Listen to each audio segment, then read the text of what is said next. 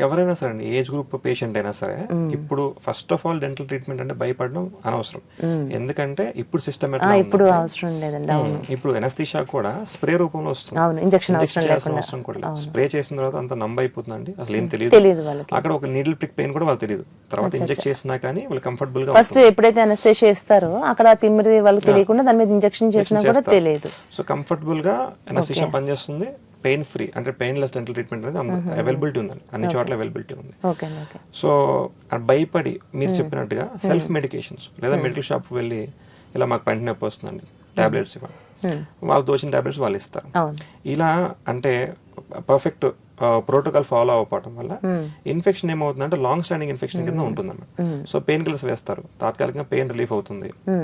But ఒకవేళ లోపల infection ఉండిపోయింది అనుకోండి, ఈ ఇన్ఫెక్షన్ డెంటల్ ఇన్ఫెక్షన్ ఫస్ట్ పంటలో నుంచి బోన్ లోకి వెళ్తుందండి. బోన్ లో అదొక యాప్సెస్ కింద అంటే చీమ్ లాగా డెవలప్ అవుతుంది. అలాగే లాంగ్ స్టాండింగ్ ఇన్ఫెక్షన్స్ ఉన్నప్పుడు ఇది సిస్ట్ కింద, ఆ సిస్ట్లు రాడికులర్ సిస్ట్లు క్యాన్సర్ కింద డెవలప్ అయ్యే ఛాన్సెస్ కూడా ఉంది.